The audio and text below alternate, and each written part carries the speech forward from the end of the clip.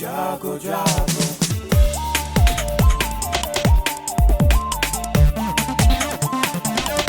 Radio जागो जागो radio जागो 90.4 FM।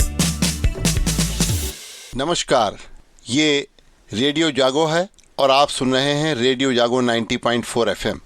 अब आप सुनिए अभय शंकर गौड़ से हमारा विशेष कार्यक्रम साप्ताहिक नज़र, जिसमें हम इस सप्ताह की विभिन्न रोचक घटनाओं से आपकी जानकारी और आपको रूबरू कराते हैं। तो पिछले हफ्ते में लखनऊ के एकाना स्टेडियम में हुए वनडे क्रिकेट विश्व कप में भारत ने गत विश्व कप इंग्लैंड से 100 रन से विजय प्राप्त की। वनडे विश्व कप में अफगानिस्तान ने श्रीलंका को 7 विकेट से हराया और इसी हफ्ते में भारत ने श्रीलंका को भी हराया। बांग्लादेश को हराकर पाकिस्तान विजयी रहा। वहीं साउथ अफ्रीका ने न्यूजीलैंड को हराया, अफगानिस्तान ने नीदरलैंड को हराया और आज सेमीफाइनल में जगह बनाने के लिए अहमदाबाद में ऑस्ट्रेलिया और इंग्लैंड पिच पर डटे हुए हैं। वहीं बेंगलुरु में न्यूजीलैंड और पाकिस्तान की टीमें भी मैदान में आमने सामने हैं।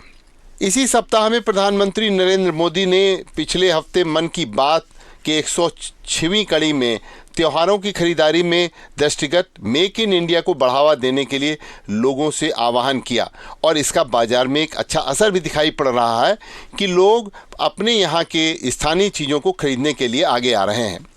प्रधानमंत्री नरेंद्र मोदी ने देश भर से पहुंची अमृत कलश की माटी को कर्तव्य पथ पर नई दिल्ली में रखे भारत कलश में डाला और मेरी माटी मेरा अभियान के अंतर्गत राष्ट्रीय एकता का संदेश भी उन्होंने दिया। इसी हफ्ते देश के प्रथम गृह मंत्री भारत रत्न सरदार वल्लभ भाई पटेल जयंती राष्ट्रीय एकता दिवस के रूप में पूरे देश और प्रदेश और हरदोई में भी जनपद में मनाई गई। प्रधानमंत्री नरेंद्र मोदी ने और मुख्यमंत्री योगी आदित्यनाथ ने तथा हरदोई में जिलाधिकारी ने और पुलिस अधीक्षक ने कर्मचारियों को शपथ भी दिलाई। इसी हफ्ते लोकसभा चुनाव को लेकर भारत निर्वाचन आयोग के निर्देश पर उत्तर प्रदेश में मतदाता सूची पुनरीक्षण अभियान भी शुरू हुआ है और मतदाता सूची में नाम जुड़वाने तथा संशोधन के लिए ऑनलाइन वेब पोर्टल की शुरुआत भी की गई है। आंध्र प्रदेश में रायगढ़ यात्री ट्रेन ने विशाखापट्टनम पलासा यात्री ट्रेन के पीछे से टक्कर मारी, जिसमें कई लोगों की मृत्यु भी हुई। प्रदूषण सुधारने के लिए उच्चतम न्यायालय ने दिल्ली सहित एनसीआर के 5 राज्यों पंजाब, हरियाणा, उत्तर प्रदेश और राजस्थान से एफिडेविट भी मांगा है। त्योहारों के मौसम में देश में चीनी दाल, प्याज आदि के मूल्य बढ़ने से महंगाई भी बढ़ी है। देखिए, वायु गुणवत्ता को लेकर इस समय दिल्ली में काफ़ी चर्चा हो रही है और दिल्ली को एनसीआर क्षेत्र में हालत बिगड़े भी हुए हैं। राष्ट्रीय हरित प्राधिकरण यानी एनजीटी ने संबंधित राज्यों के मुख्य सचिव को तत्काल सुधारात्मक कार्रवाई करने के निर्देश भी दिए हैं। जहां वायु गुणवत्ता सूचकांक गिरकर खराब या बहुत खराब और गंभीर श्रेणियों में पहुंच गया है। उत्तर प्रदेश की कैबिनेट बैठक में इसी सप्ताह निवेश के लिए प्रोत्साहन नीति को स्वीकृति दी गई है। प्रधानमंत्री उज्ज्वला योजना की महिलाओं को अब 2 सिलेंडर निःशुल्क देने का निर्णय भी उत्तर प्रदेश सरकार ने लिया। जब सेहत के प्रति प्रदेश सरकार की ओर से नागरिकों को जागरूक करने के लिए जिम्मेदारी की पहल की जा रही है और दिवाली के राशन के साथ अब कार्ड धारकों को आयुष्मान कार्ड भी दिया जाएगा और इसकी जिम्मेदारी भी सभी जिलाधिकारियों को दी गई है। उत्तर प्रदेश अधीनस्थ सेवा चयन आयोग की प्रारंभिक अर्हता परीक्षा पीईटी में हरदोई में एक सालवर को गिरफ्तार भी किया है। पूरे प्रदेश में इस तरीके से नकल कराने वाले 65 सालवर पकड़े गए थे। अखिल भारतीय साहित्य परिषद के स्थापना दिवस में हरदोई में विद्यार्थियों की वॉक प्रतियोगिता भी हुई है और हरदोई में नारी शक्ति वंदन विधेयक और प्रदेश सरकार के मिशन शक्ति के अंतर्गत मुख्यमंत्री योगी आदित्यनाथ ने शाहबाद के सम्मेलन में 217 परियोजनाओं के लिए 541 करोड़ रुपए की इस दीपावली में हरदोई वासियों को सौगात भी दी है। और इस कार्यक्रम के संयोजक उच्च शिक्षा राज्य मंत्री रजनी तिवारी ने भी सभी के प्रति आभार भी व्यक्त किया है। आइए सुनते हैं मुख्यमंत्री योगी आदित्यनाथ ने इस अवसर पर हरदोई वासियों को क्या संबोधित किया। जहां भी बेटियों को उचित अवसर प्राप्त होगा उन्हें आगे बढ़ाने के लिए सरकार अपनी उन कार्य योजनाओं को आगे बढ़ाएगी।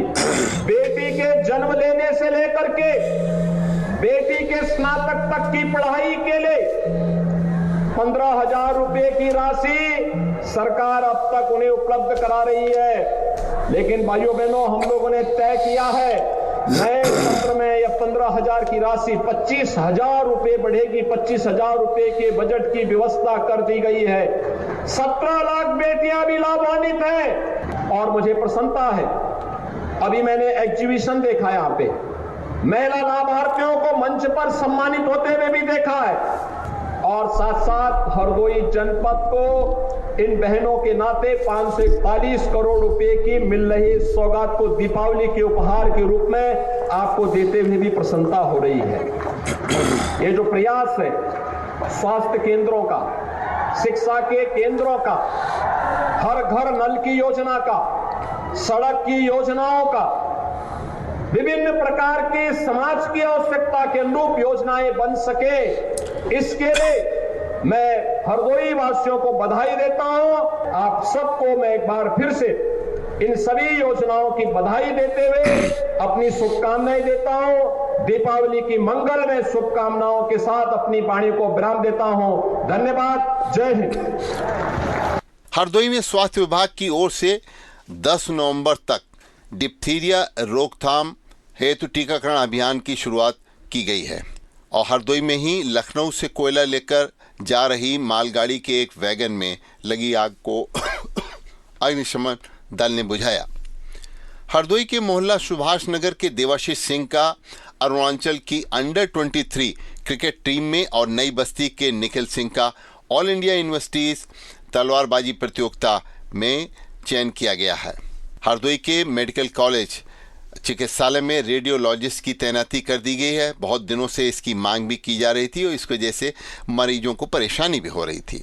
हरदोई में 3 नवंबर को डीसीएम श्री राम ग्रुप की हरियाणा और लोनी चीनी मिलों के पेराई सत्र का शुभारंभ किया गया। हरियाणा चीनी मिल में जिलाधिकारी मंगला प्रसाद सिंह ने और लोनी चीनी मिल में एडीएम प्रियंका सिंह ने इस शुभारंभ कार्य को किया। इन चीनी मिलों में इस साल जो पेराई की जाएगी उससे लगभग 1800 करोड़ रुपए का भुगतान इस साल किसानों को किया जाएगा। उत्तर प्रदेश परिवहन निगम की ओर से हरदोई में त्योहारों को दृष्टिगत रखते हुए कम दूरी के मार्गों पर बसों के फेरे बढ़ाने की तैयारी भी की गई है और लंबी दूरी के लिए भी बसों की संख्या बढ़ाई जाएगी। हरदोई की गल्ला मंडी एवं मंडी समिति में बढ़ती धान की आवक से लखनऊ चुंगी लखनऊ मार्ग की ओर सर्कुलर रूट पर लगने वाले जाम को दूर करने के लिए गल्ला मंडी उद्योग व्यापार मंडल ने कल यानी कि रविवार को खरीद बंद रखने का निर्णय लिया हुआ है। हरदोई के स्पोर्ट्स स्टेडियम में इंटर स्कूल चैंपियनशिप प्रतियोगिता की शुरुआत हुई है। आज सदर तहसील हरदोई में समाधान दिवस में जिलाधिकारी मंगला प्रसाद सिंह और पुलिस अधीक्षक केशव चंद गोस्वामी ने समस्याएं सुनी और उनका निराकरण किया। अभी आप सुन रहे थे रेडियो जागो और रेडियो जागो 90.4 एफएम से आप सुन रहे थे हमारे रेडियो जागो का विशेष कार्यक्रम साप्ताहिक नज़र। मैं अभय शंकर गौड़ आपसे विदा लेता हूं और आपको शुभकामनाएं दे रहा हूं कि आप खुश रहें, स्वस्थ रहें। आपके सुखमय जीवन की हम मनोकामना भी करते हैं। आइए चलिए सुनते हैं रेडियो जागो से हमारे दूसरे कार्यक्रम।